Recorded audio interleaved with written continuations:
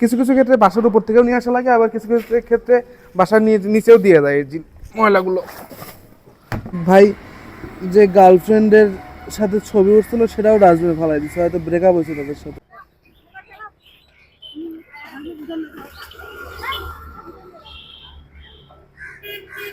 তো রানা ভাইয়ের সাথে এখন আমি যাচ্ছি হচ্ছে ময়লা কালেক্ট করতে, যে আসলে কি ধরনের একটা সিচুয়েশন ফেস করা লাগে যখন বাসা বাড়ি থেকে কেউ আসলে ময়লা কালেক্ট করে। So welcome people to this beautiful place. পাচ্ছেন আমরা আজকে একটা পৌরসভার একটা ডাস্টবিনের কাছে, যেখানে আমরা আজকে আপনাদের দেখানোর চেষ্টা করবো এখানকার যে সকল পরিচ্ছন্নতা কর্মী আছে তারা কিভাবে আসলে এই জিনিসটা করে থাকে এবং এই জিনিসটা সলভ করে। আমরা ওখানে পৌঁছানোর সাথে সাথে একটা ময়লা ভর্তি ভ্যান চলে আসে এবং এই মহিলারা দেখুন ভ্যানটাকে কিভাবে ঘিরে ধরে এর মধ্যে থেকে ময়লা কালেক্ট করার জন্য এবং এগুলোকে ঠেলে এর ভেতরে নিয়ে চলে যায়। সো আমরা আছি এখন হচ্ছে বড় একটা ডাম্প ইয়ার্ড বা ডাস্টবিন যেটাই বলেন, আমরা এখন এর মধ্যে আছি। এবং আমরা এখন যেটা দেখলাম সেটা হচ্ছে যে এরকম গাড়িতে করে, ময়লা গাড়িতে করে এরকম ভাইরা এনারা আসলে পৌরসভায় কাজ করেন। তারা এই ময়লাগুলো বিভিন্ন বাসা বাড়ি থেকে সংগ্রহ করেন এবং এই জায়গাটাতে নিয়ে এসে একত্রিত করেন। এরপরে এই যে এখানে যে আন্টিরা দেখতেছেন, এরা এই জিনিসগুলোকে আলাদা করে এবং এগুলোর যে পরবর্তী প্রসেস, যেমন ধরেন প্লাস্টিকের জিনিসগুলোকে আলাদা করা, দেন বিভিন্ন ম্যাটেরিয়াল অনুযায়ী জিনিসগুলোকে আলাদা করা, এগুলো তখন সেভাবে এরা আলাদা করেন। তাহলে আপনার বাসা কোন দিকে হচ্ছে ভাই? ভাই বাসা গাবতলি। গাবতলি, এটি কোন জায়গায় থাকেন? এটা থাকি না, যাওয়াসি করি। মানে প্রতিদিন ওখান থেকে যাতায়াত করেন? মানে আপনাদের কাজ করতে হয় কতক্ষণ, কয়টা থেকে কয়টা? ওই 9টার থেকে আপনার ওই 4টাও বাজে, আর 5টাও বাজতে পারে। মানে এই ধরেন বগুড়া তো ছোট শহর না, এই জায়গা আলাদা আলাদা করা আছে, এরিয়া আলাদা আলাদা করা আছে, ওয়ার্ড ভিন্ন আছে। আপনাদের ধরেন এটা কয় নম্বর ওয়ার্ডের গাড়ি? 12 নম্বর ওয়ার্ড। 13। তাহলে প্রত্যেকটা ওয়ার্ডের জন্য কয়টা করে গাড়ি আছে? ওয়ার্ডে গাড়ি আছে আপনার 8টা 9টা করে গাড়ি আছে। আচ্ছা, আপনাদের কাজ শুধু এই পর্যন্ত শেষ, আর কোনো কাজ নাই? মানে শুধু ময়লা নিয়ে আসবেন, এখানে ফেলাই দিবেন, এটুকুই কাজ? মানে এরকম ধরেন আপনাদের এখন তো ধরেন আমাদের যে ব্যয়, মানুষের যে ব্যয়, তাতে এই কাজ করে আপনাদের কি হয়? সংসার চালানো যায়? সংসার চালানো যায়, আবার মাঝে মাঝে টাকা উঠে যায়। আচ্ছা, বেতন কম। আর এই যে এনারা যে ময়লাগুলো এখানে বাছাই করতেছেন, এনাদের সাথে আপনাদের কোনো সম্পর্ক নেই? না, আমরা ছাড়াচ্ছি, তারা বদল করছে। এরা হচ্ছে আলাদা আলাদা করে এনাদের মতো বিক্রি করে দিচ্ছে? হ্যাঁ। আচ্ছা, তো দেখতে পাচ্ছেন যে ময়লাগুলো আনার পরে এনারা এখান থেকে এগুলোকে আলাদা করার চেষ্টা করতেছেন, যেখানে আসলে কোনো ধরনের কোনো প্লাস্টিক পণ্য বা অন্যান্য ধরনের যে সকল বিক্রি করার মতো কিছু তো আছে কিনা, যেগুলো তারা পরবর্তীতে কালেক্ট করে অন্য জায়গায় সেল করতে পারবেন, যেগুলো আবার ইউজ করা যাবে বা অন্য জায়গায় ব্যবহার করা যাবে, এরকম। তো দেখতে পাচ্ছেন এই যে এই গরুগুলো কিন্তু শহরের একটা চেনা পরিচিত রূপ। শহরে আপনি যদি থাকেন, এই সব গরুগুলো বিচ্ছিন্ন গরুগুলো আপনারা সব জায়গায় দেখে থাকবেন, যে এরা কিন্তু শহরের সব জায়গাতে ঘোরাফেরা করে। এগুলো আসলে এখানকার যে সকল সবজি টবজি উচ্ছিষ্ট খাবার আছে, এগুলো খেয়ে কিন্তু এগুলো সার্ভাইভ করে আসলে। তো যেরকমটা আমি আপনাদেরকে বলেছিলাম যে আমি প্রত্যেকটা পেশার ভেতরে ঢুকবো, তো আমি আজকে আমাদের ভাই, আপনার নাম কি? রানা।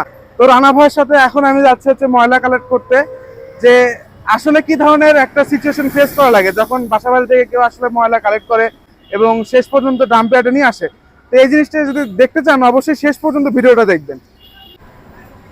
লাইফ কি কষ্টের, এই যে প্রতিদিন আমরা তাদের কষ্টগুলো আসলে বুঝি না। আমরা বাসায় গেলে তাদের সাথে মাঝে মধ্যে খারাপ ব্যবহার করি, বাট যেটা উচিত। দেখেন কি পরিমাণ কষ্ট করে এটা, তাদেরকে হাঁটা হাঁটা গাড়ি চালায় তারপরে এই ময়লাগুলো কালেক্ট করে যাচ্ছে। তো তাদেরকে আমার মনে হয় যে রেসপেক্ট দেওয়া উচিত। তারপরে তো আজকে এই জিনিসটা ফেস করবো, তো তারপর দেখা যাক কি ধরনের একটা সিচুয়েশন হয়। Just look at my face guys. এর প্রায় আধা ঘন্টা হাঁটার পরে আমরা আমাদের যে ফার্স্ট কালেকশন পয়েন্ট সেখানে চলে আসছি, যেখান থেকে আসলে এটা কালেক্ট করতে হবে। তো দেখতেছেন রানা ভাই এখন সিগন্যাল দিচ্ছে বাসি দিয়ে, যেন লোকজন ওটা নামায় নিয়ে আসতে পারে।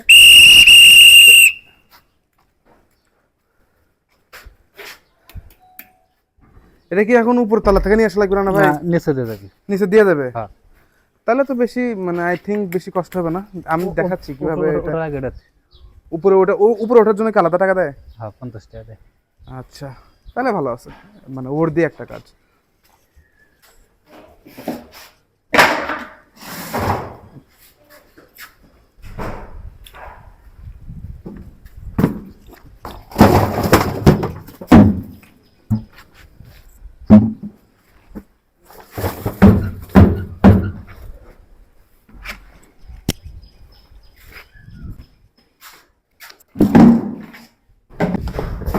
ভিডিও করতে করতে আমাদের সাথে আর একটা কাকার দেখা গেছে, যিনি আসলে ময়লা কালেক্ট করে না, তিনি আসলে এই যে ভাঙার জাতীয় কাগজ টাগজ এগুলো কেনেন নাকি কাকা?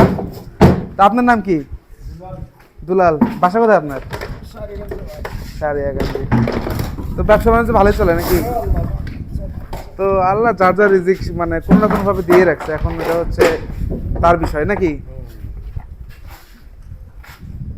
So it's my turn. এখন আমি এটা মানে রানা ভাইকে হেল্প করবো এটা ফেলানোর জন্য। তো এটা কিছু কিছু ক্ষেত্রে বাসার উপর থেকেও নিয়ে আসা লাগে, আবার কিছু কিছু ক্ষেত্রে বাসার নিচেও দিয়ে দেয় এই ময়লাগুলো। তো এভাবে আসলে কালেক্ট করা লাগে। দেন যে আসো ছোটো ভাই, যে একটা ছোটো ভাই এখন মানে বাসার নিচে নিয়ে আসছে, এরা মানে দিস ম্যাটার। এখন আপনি যদি বাসার উপর থেকেও নিয়ে আসতে চান তখন হয়তো এনাদেরকে একটু বেশি পে করা লাগে। বাসা নিয়ে নিচে দিয়ে গেলে পৌরসভার মানে তখন তার বেশি টাকা দেওয়া লাগে না, পৌরসভার যা টাকা তাই তো না ভাই? আচ্ছা, দেখলেন যে আমি হচ্ছে বাসায় গিয়ে অর্থাৎ রানা ভাইয়ের সাথে বাসায় গিয়ে একদম রুট লেভেলে যেখান থেকে কালেক্ট করে সেগুলো দেখালাম। এবং এখন দেখাবো যে এই যে ওই মানে ওখানে তো সব মিক্স মানে আবর্জনা থাকে, ওই মিক্স আবর্জনাটা ওখান থেকে এই বড় যে ডাম্পিয়ার্ড সেখানে আসে, এবং এখানে আসার পরে এই যে এগুলোকে আলাদা করা হয়। যেমন ধরেন এই যে এগুলো হচ্ছে মোটা কাপড়, এগুলো এক ধরনের মানে ময়লার মধ্যে পড়ে। দেন এখানে আরও ময়লার কিছু ভাগ করা হয়। যেমন ধরেন এই যে এখানে আছে হচ্ছে স্টিলের ক্যান, প্লাস হচ্ছে এই যে চামচ টামচ যেগুলো আছে এগুলো এখানে আলাদা। এখানে আছে প্লাস্টিক অ্যান্ড যে কি বলে মেডিসিনের যে ইয়েগুলো থাকে, মোরগগুলো থাকে, সেগুলো আছে এখানে। এখানে প্লাস্টিক, এখানে স্টিল। এই জায়গায় আপনার প্লাস্টিকের বোতল, এই যে দেখেন প্লাস্টিকের বোতলগুলো এই জায়গায় আছে। আর মানে বিভিন্ন ধরনের মানে ময়লার বিভিন্ন ধরনের মানে আলাদাকরণ করা হয়। তারপরে এখানে মানে সব ধরনের কোন মানে আপনার ময়লার মধ্যে এমন একটা জিনিস যে ময়লার মধ্যে যদি আপনি ইউটিলাইজ করতে পারেন, কোনো জিনিসই ফেলনা না, এগুলোকে আসলে এরকম করে ইউটিলাইজ মানে আলাদা আলাদা করে আলাদা আলাদা জায়গায় সেল করা হয়, আলাদা আলাদা করে মানে ইউটিলাইজ করা হয়। যেমন ধরেন এই যে জুতার এই যে এই নিচের যে অংশ এগুলো আলাদা করে সেল করা হয়, আর এই যে উপরের যে ফিতাটা এটাও কিন্তু আলাদা করে সেল করা হয়। তো এভাবেই চলে আর কি এই জিনিসগুলো। এখানে এক ভাই যে গার্লফ্রেন্ডের সাথে ছবি উঠছিল সেটাও ডাস্টবিনে ফেলাই দিচ্ছে, হয়তো ব্রেকআপ হয়েছে তাদের সাথে। আচ্ছা যাই হোক, তারপরে এই যে এখানে মাঝে মধ্যে আরও অনেক মানে দেখেন চালটাল, নষ্ট চালটাল এগুলোও পাওয়া গেছে। তো এভাবেই আসলে মানে ওই ময়লাটা আসার পরে এখানে এনারা এগুলোকে মানে আলাদা আলাদা করে দেন হচ্ছে মানে আলাদা আলাদা জায়গায় সেল করেন। এভাবে তারা হয়তো 2-4 টাকা একটু মানে আয় করেন, রোজগার করেন। বললাম তো আল্লাহ রিজিকের ব্যবস্থা কার কিভাবে করছে, আমি আপনাকে শুকরিয়া আদায় করা উচিত যে আমরা ভালো একটা রিজিক পাইছি, যে ভালো একটা মাধ্যমে আমরা উপার্জন করতে পারি।